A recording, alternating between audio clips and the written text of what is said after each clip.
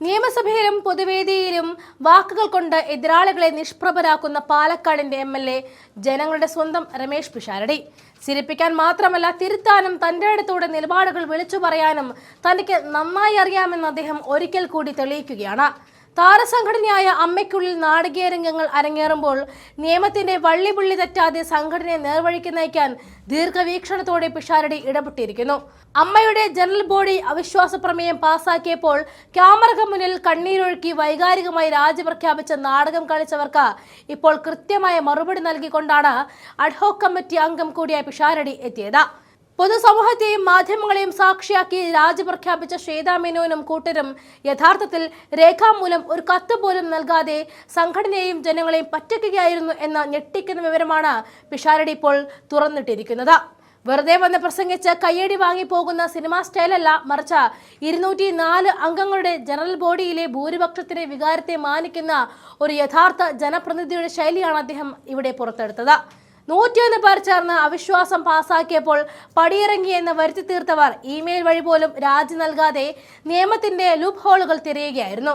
എന്നാൽ അവിടെയാണ് പിഷാരടിയുടെ ഇടപെടൽ. ഭരണസമിതി രാജി നൽകാത്തത് കൊണ്ട് അഡ്ഹോക് കമ്മിറ്റിയുടെ നിയമസാധ്യതയെ ചോദ്യം ചെയ്യാൻ നോക്കിയവർക്ക് പിഷാരടി നൽകിയ മറുപടി സോഷ്യൽ മീഡിയയിൽ ഇപ്പോൾ തരംഗമാവുകയാണ്. മുൻപ് മോഹൻലാലിന്റെ നേതൃത്വത്തിലുള്ള ഭരണസമിതി ഒഴിഞ്ഞപ്പോൾ അവർ കൃത്യമായി ഇലക്ഷൻ കമ്മിറ്റിക്ക് മുന്നിൽ രാജി സമർപ്പിച്ചതാണ്. ആ മാന്യത പോലും കാണിക്കാതെ നാടകം കളിച്ച് ഇറങ്ങിപ്പോയവർ തങ്ങളുടെ നിലപാട് വ്യക്തമാക്കണമെന്നാണ് പിഷാരടി ശക്തമായിട്ട് ആവശ്യപ്പെടുന്നത്. താരസംഘടനയുടെ ആസ്ഥാനത്ത് നടന്ന രണ്ടാമത്തെ അഡ്ഹോക് കമ്മിറ്റിയിൽ പിഷാരടിയുടെ വാക്കുകൾക്ക് വലിയ കയ്യടിയാണ് ലഭിച്ചത്.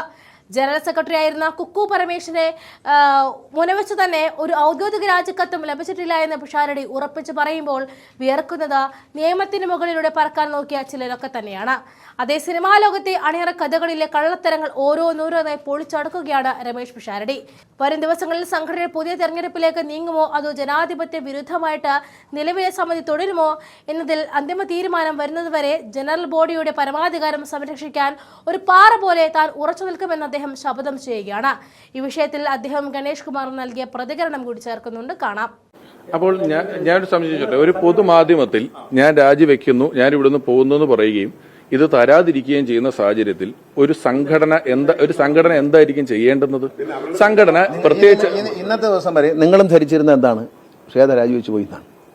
ശ്വേത രാജിക്കത്ത് കൊടുക്കാത്തത് ശ്വേതയുടെ കുഴപ്പമാണ്. കാരണം ശ്വേത പ്രഖ്യാപിച്ച രാജി കൊടുക്കേണ്ടത് മാധ്യമങ്ങളിലൂടെ ജനങ്ങളുടെ മുമ്പിൽ പ്രഖ്യാപിച്ച രാജി കൊടുക്കേണ്ടത് ശ്വേതയുടെ, ഞങ്ങളുടെ ചുമതലയല്ല. ഞാനും എന്റെ കമ്മിറ്റിയും പിരിഞ്ഞു എന്നാണ് അവർ പറഞ്ഞിരിക്കുന്നത്.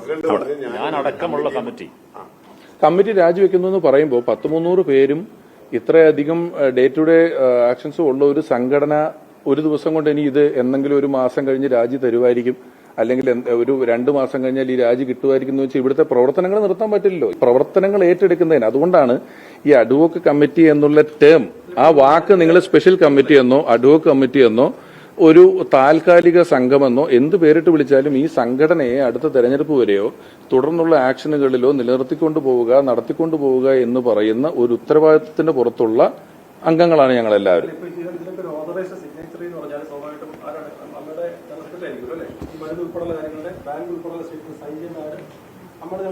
ഇടാൻ പറ്റാത്ത പ്രതിസന്ധി ഉണ്ടായിട്ടുണ്ട്. അതായത് ഒരു ചെക്കിൽ ഒപ്പിടേണ്ടത് പ്രസിഡന്റ്, സെക്രട്ടറി, ട്രഷററാണ്. പക്ഷേ ഒരു 3 പേരും ട്രഷറർ ഇന്ത്യയിൽ അദ്ദേഹം വേണ്ടാന്ന് വെച്ച് പോയി. അദ്ദേഹം ആദ്യമേ പറഞ്ഞില്ല, അദ്ദേഹം സഹകരിപ്പിക്കുന്നില്ല. ഈ സഭയിൽ വന്നപ്പോൾ തന്നെ ഭൂരിപക്ഷത്തോടെ ഇത് അക്കൗണ്ട്സ് തള്ളി.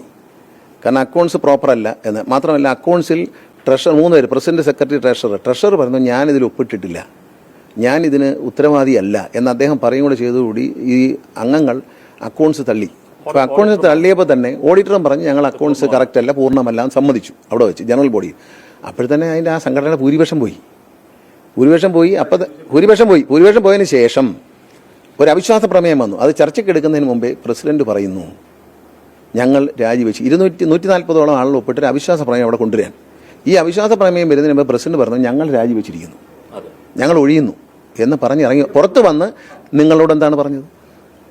അതാണ് ഞങ്ങളെല്ലാവരും കുക്കു പരമേശ്വരൻ ഇന്ന് സംസാരിക്കുന്നവരെയും ഞങ്ങളെല്ലാവരും ശ്രീമതി മല്ലിക സുമാരൻ രാജി കൊടുത്തു എന്ന് പത്രക്കാരോട് പറഞ്ഞു. അതേപോലെ അവർ കൊടുത്തു.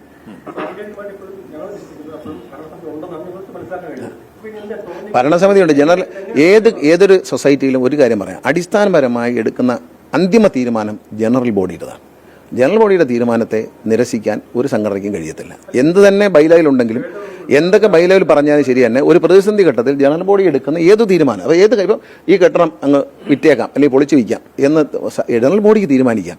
ഒരു എക്സിക്യൂട്ടീവ് കമ്മിറ്റിക്കോ ഒരു വ്യക്തിക്കോ തീരുമാനിക്കാം, ഒരു ഭാരവാഹിക്ക് തീരുമാനിക്കുന്നത്. പക്ഷേ ജനറൽ ബോഡിക്ക് എന്ത് തരം തീരുമാനങ്ങളും എടുക്കാൻ അധികാരമുണ്ട്. ആ ജനറൽ ബോഡി കൂടിയിരിക്കുമ്പോൾ നോട്ടീസ് കൊടുത്ത് വിളിച്ചു വിട്ടൊരു ജനറൽ ബോഡിയിലാണ് ഈ സംഭവം പറയുന്നതും ഞങ്ങൾ കുറച്ചുപേരെ ഇതിന്റെ ചുമതല ഏൽപ്പിക്കുന്നത്. ഈ സാങ്കേതിക ഇവര് രാജിവെച്ച് പോയി എന്നൊരു കമ്മിറ്റി മുഴുവൻ പറയുകയും പൊതുവായിട്ട് പ്രഖ്യാപിക്കുകയും ജനറൽ ബോഡിയിൽ പറയുകയും ചെയ്ത് അവിടുന്ന് ഇറങ്ങിപ്പോയ ശേഷം ആ ജനറൽ ബോഡി കൂടിയിരിക്കുന്ന സാഹചര്യത്തിൽ അവർ ഇതിന് മറ്റൊരു ഉപാധി കണ്ടെത്താണ്ട് പിരിഞ്ഞു പോകാൻ പറ്റുമോ? ഈ സംഘടന നടന്നു പോകണ്ടേ, ഇവിടുത്തെ കാര്യങ്ങൾ നടക്കണ്ടേ? അപ്പോൾ പൊതുവിൽ എല്ലാവർക്കും താല്പര്യമുള്ള വിശ്വാസമുള്ള കുറച്ച് ആളുകളെ അവർ തെരഞ്ഞെടുത്തുകൊണ്ട് ഈ ഉത്തരവാദിത്വം അവരിൽ ഏൽപ്പിച്ചു. അതൊരു ഉത്തരവാദിത്വം എന്നുള്ള പേരിലെടുത്താൽ മതി. അതിന് അഡ്വോക്കേറ്റ് കമ്മിറ്റിയോ സ്പെഷ്യൽ കമ്മിറ്റിയോ എന്ത് പേരിട്ടാലും ജനറൽ ബോഡിയിലെ ഭൂരിപക്ഷം ആളുകൾ ചേർന്ന് ഇങ്ങനൊരു ഘട്ടമുണ്ടായി നോക്കൂ, നമ്മൾ തെരഞ്ഞെടുത്ത് വിജയിപ്പിച്ച ആളുകൾ മാധ്യമങ്ങളോടും ഞങ്ങളോടും ഞങ്ങൾ രാജിവെക്കുന്നു എന്നും പറഞ്ഞ് പോയിരിക്കുന്നു, നിങ്ങൾ ഇത് ഏറ്റെടുക്കണമെന്ന് പറയുന്നു.